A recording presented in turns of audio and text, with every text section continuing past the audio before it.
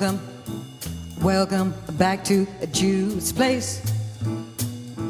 You'll have so much fun at Jude's place. Come on, sit right down, it's Jude's place. Come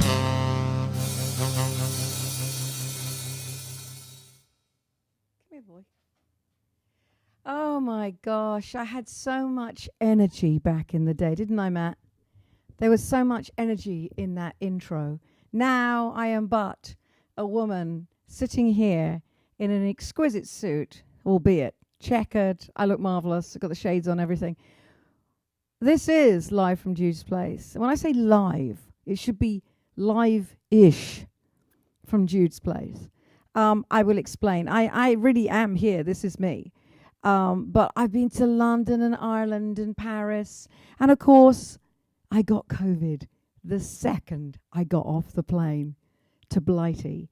And it was, I think I got the BA, is it the BA5? Is that what they call it? Nothing to do with the air flights, nothing to do with the carrier, but still, the 5.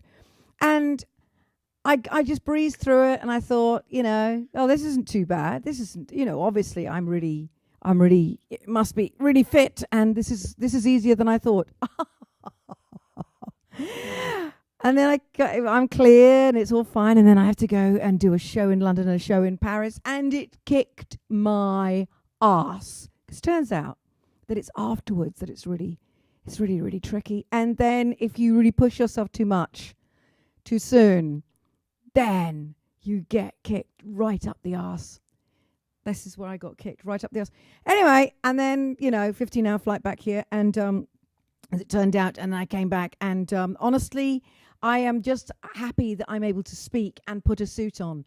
But I could not put makeup on today or be bothered to do really anything to improve my looks for you. So this is it. The shades. It kind of looks kind of cool, doesn't it, Matt? But honestly, Matt's agreeing. He has no choice. Who said it's just like a cold or the flu? I mean, the flu may be, but who said it's just like a cold? You mother. Anyway, so I'm hanging with the hounds. I'm recuperating, but I have to say that the time I spent performing in London and Paris was exquisite. It was remarkable. If you've never seen Parisians go absolutely take the roof off crazy for what you're doing, standing O's, screaming, hysterical, loving the music, then let me tell you, it's quite a profound thing to see because that's not really what they normally do. Very, very exciting. And of course, the second single came out. Fine Brown Frame, and it's been amazing, and the numbers are incredible, and it's an amazing thing. So I have very little to complain about, apart from the fact that I feel like a really well-dressed, damp squid. So, that being said, I think because this is the song that started it all, with the artist that started it all, Nelly Lutcher, I think now might be a really good time to play the EPK with the backstory about my love affair with this unbelievable woman. Would you roll that, please, Matt? There he goes. I can see really clearly to this day my father's record collection, my mother and my father's record collection. Really unusual for a classical musician to be such a jazz fan. And my mother was a huge big band fan, loved dancing. So they had this collection, and I can see it. I can see the silver stand. It was so interesting. It was like Rachmaninoff, Puccini, Chopin, Beethoven, Nelly Lutcher.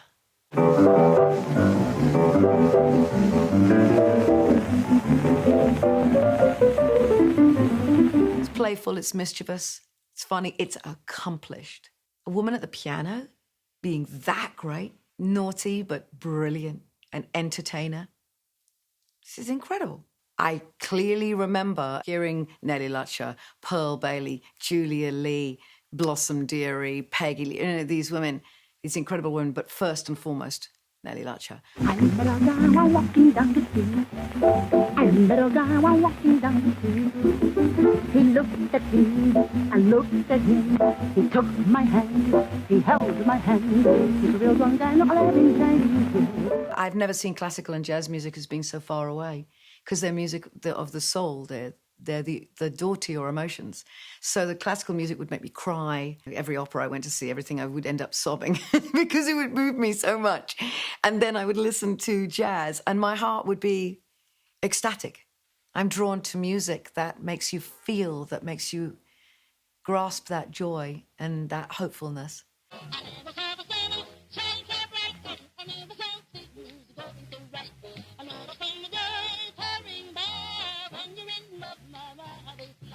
Now, I had no idea that my dad's collection, jazz collection, these women, this group, so much of it, well, they were race records. These were records that were made for the African American community. This was for a black audience. They weren't meant at that time. You had black radio, you had white radio. This is the truth. This is the agony of America, men and women, but these women, because that's what this is about, struggled in their own country, struggled here in America, of course, who could only play to the African American community. They had huge careers and were beloved in Europe and in the UK, where it was a level playing field, where nobody was looking at their colour, where they could be playing to white audiences, and that was great, where they went through the front door, not the back.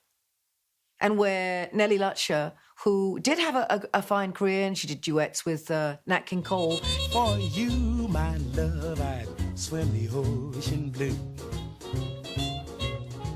For you, my love, I'd do most anything. But she was ripped off left, right, and centre, and minimalised, marginalised. The record companies, I was with several companies, and the first one, of course, was Capitol Records. And many of the record companies, as I say, when rock came into or whatever, yes, well, they pushed everything else aside. I see. And that didn't mean that the public didn't want to hear this anymore, but they were looking at it from a monetary, commercial standpoint. At that time, people didn't look into contracts and things. You were just so glad when an opportunity came along. I feel that I was ripped off. I feel that I was ripped off. That woman was playing at a really big theatre in London called the Prince of Wales Theatre, and she was mobbed every night and had to have police come out and protect her from the mobs who were going crazy for her because she was so beloved. I mean, that's how big it was. And because they were well known in Britain, I figured that they must be hugely famous in America. It's only when I came here that I realised that they were all but forgotten, if at all, if known at all. It was shocking to me. Very heartbreaking for me when I realised Nellie Lutcher had been in a 50-year semi-retirement because she was so deeply and badly ripped off by the business. In the late 90s, I will always remember this, opening up the LA Times and seeing this tiny little advert that said, after 50 years of retirement, Nellie Lutcher takes the stage for one night only. I honestly thought it was an impersonator, like a female impersonator. You know what I mean? It was just, to me, it could not have been the same person. I could not believe it until we were there in a half-empty room, of course. And that's what really breaks my heart. But she comes on and she goes straight into Fine Brown Frame, and I burst into tears. Whoa, he's the kind of fine brown frame. I wonder what could be his name. Because it was Fine Brown Frame. That was the single. That's what I heard. That was the song that lit me up inside. He's got such a fine brown frame. I wonder what could be his name. He looks good to me, and all I can see is his fine brown frame. How long have you been around? Oh, mister, when did you hear this big tale? I want to scream, oh, I've never seen such a fine brown frame. And she sounded like a 20-year-old woman, and she played like a 20-year-old woman. And the joy and the light just emanated from her. I wanted to do these women justice and honour them because many of them are not known at all or forgotten. I wanted to honour their art. Oh, he's got a fine brown frame. Honey, won't you tell me your name? You're solid with me, and all I can see is your fine brown frame.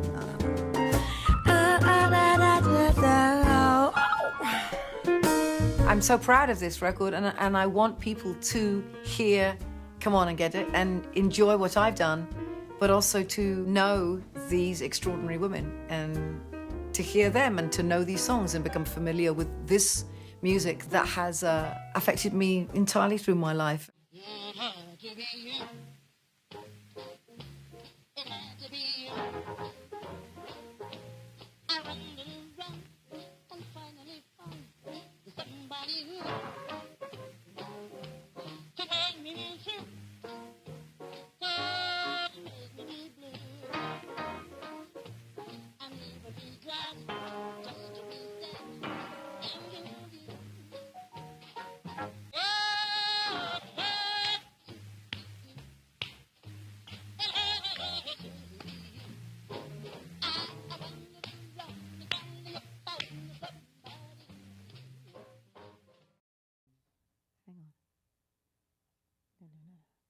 Okay. Good. Now, wasn't that a joy? Wasn't that a joy? As you can see, seated here with my unbelievably handsome, fine chocolate Labradors. Fine chocolate Labradors. Aretha and Franklin, what are they doing here apart from being given salmon treats, which of course means that my hands are covered in like a salmon paste, which is gorgeous. I've already dropped honey down my front because the only thing I can actually taste is honey. So I've had honey on toast a few times. And I've also added to that salmon. Always a good mix. So why do I have the Doglatinis? Look, look at the way she's blocking fine Franklin here, Matt. Well, the dogs are here on show because how could this have happened? How could it be their second birthday? How could they be turning 2 on Tuesday? How did this happen? I cannot believe it. It seems, I was going to say my babies are all grown up, but they're not, obviously, because look at them. They're not. They're just, the good thing about having dogs is that they always remain something around the age of a 2-year-old. It's good and bad, but mostly it's good because they just need you and they're needy and they love you and they're amazing. So, and then if you give them enough salmon paste treats, they really are spectacular. But I thought what I would do today is share with you some of the earliest photographs. There you go, Aretha. Down she goes. There you can see handsome Frank. I would share with you some of my earliest photos. She's very clever. She's coming around the side. She's coming around the side for the treats. My earliest photographs of when they were first here in this house, their first home here with me in California. So I'm just gonna share some of the cutest photographs of my babies when they were teeny weeny. When I start showing those, Matt, they're just oh my God. Now, the thing that I never realized about having siblings, this isn't staged. This is actually the only other thing I've ever seen like this is when Lee Sklar and Pedro were out on the road. That's how they'd be in their bunk. That's really the only time I've ever seen anything like that. But the thing that people don't tell you about sibling dogs is that their bond is so incredible. I mean, they're inseparable. And they sleep, they mirror each other, their positions are the same. And often I would catch them like this with their little legs around each other, like they were in the womb. It really is so moving. But this is one of those moments when it's just like, I cannot believe they are doing this. Now we can't send them home. No, it's a joke. We can't send them back now. So, and then, what else do we have here, Matt, that will make my viewers... Oh my God! That was you. That was you. That was you. You're so handsome, but look at you now. You're still so handsome, even though you're dribbling all over me. That was Sir Frank right there. Look at him. I know that because he's got his teeny weeny in the middle. But that was the way Frank looked. Frank has had an enormous head since the day he came into our lives. He still does, as you can see right here. He has the most profound head. But look at him as a little boy. Isn't that ridiculous? It almost looks like someone made up that photo. There you go. Scared of the stairs. That's how tiny they were. They were scared of the stairs. You notice they keep this kind of look. Top of the stairs situation going on there. Yeah. looking down, wondering how to get down there. Very sad. Now, they were great in a car. They've always been great in a car. And you'll notice by now, I think this was day 3.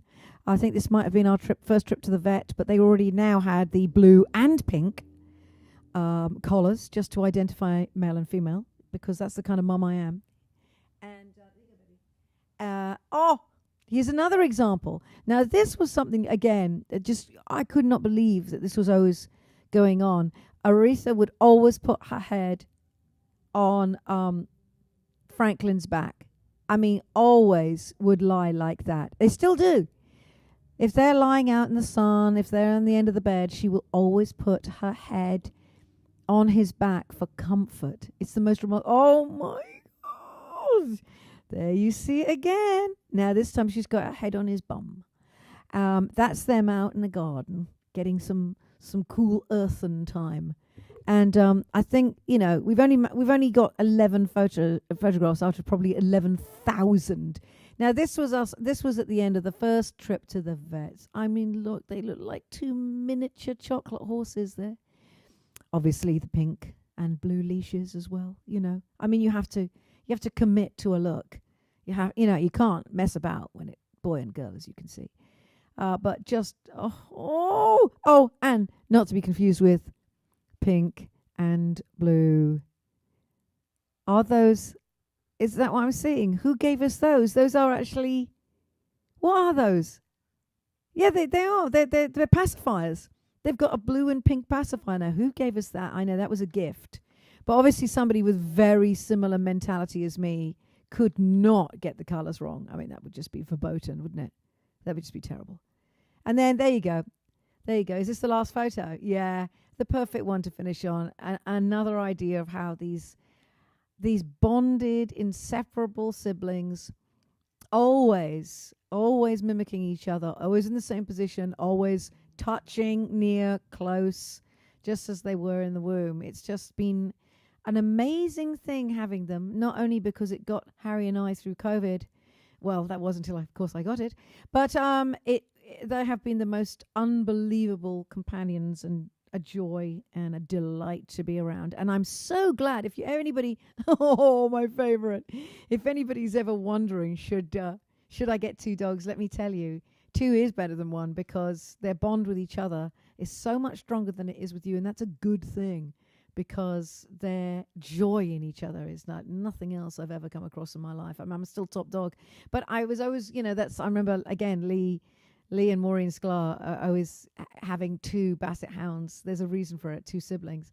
And it's because it's just that the joy they have in each other, the absolute connection is really very moving, really just an extraordinary thing to be privy to. I always feel like I'm in a David Attenborough program, because it's startling what these doggies get up to and how they run around like they're a little gang of 2. Anyway, happy birthday, Aretha and Franklin. Happy birthday to you. I've got no energy to sing to you even, but we'll do that next week. We'll have a post-birthday bash. I'll be sharing photographs of the massive party. Obviously, I'm getting them a cake that will be made of pretend peanut butter and cardboard. I tried last year's one. That's what it tasted like, cardboard. So anyway, happy birthday, you 2. You've been a joy. I've got no more treats. I don't need you anymore. Your bit is done. There you go. So that is it for me today, because that's all the energy I've got. But I could not see you, and I'm sorry that it's to share with you this, like I said, the damp squib that I am. But let me tell you, my message to you today is really be careful. I got this wearing a full mask, like a serious heavy-duty mask that I never took off. Be careful out there. This one's a doozy. Very infectious. Wear your mask. Be careful. And this is not just a cold. Now, I'm going to end with a live version. The first live performance of this wonderful song that is now my current single, Fine Brown Frame. We did it way back in March when we did the first videos, and it's from Snug Harbor, the incredible venue down in New Orleans, and is one of my favorite performances, I have to say, of it. Now that I have a few under my belt, this still was quite incredible to do this right after doing the video and coming out the studio. So I'm joined here, of course, by my fabulous gentlemen callers, David Tulkanowski, Pedro Segundo, Lex Warshawski, Kevin Lewis, and Ricardo Pascual. There you go. That's the one. I don't have brain fog. I have everything else. So until I see you next Sunday, take care, look after yourselves. This is Fine Brown Frame. And remember, the single is available now. Oh, he's got a fine brown frame. I wonder what could be his name. He looks good to me, and all I can see is his fine brown frame. How long have you been around, Mister? Where did you hit this big town? I wanna scream out, 'cause I've never seen such a fine brown frame.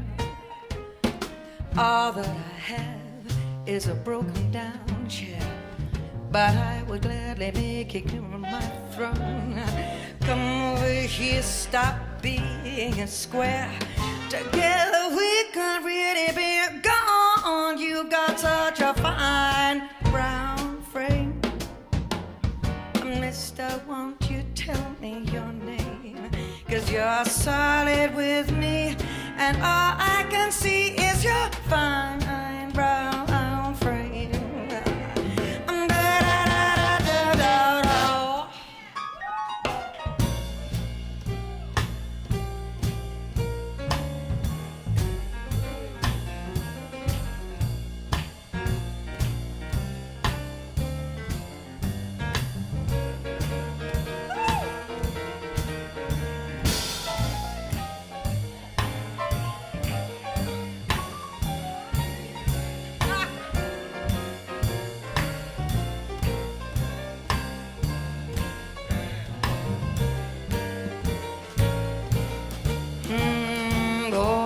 That I have is a broken down chair, but I would gladly make him king of my throne. Come over here, stop being square. Together we can really be gone. You've got such a fine brown frame. Honey, won't you tell me your name? 'Cause you're solid with me, and all I can see is your fine brown frame. Oh, Robert Taylor, Robert Young, Amici, and Gable, they're as fine as mountain sable. Well, you may not be classed with the elite. You may not be hip to that jive like fruit and Ori, but oh, baby boy, you look like Hercules done up in bronze. And I know that I'm a clown whenever you're around, because I'm crazy about, mad about, wild about your fine brown frame.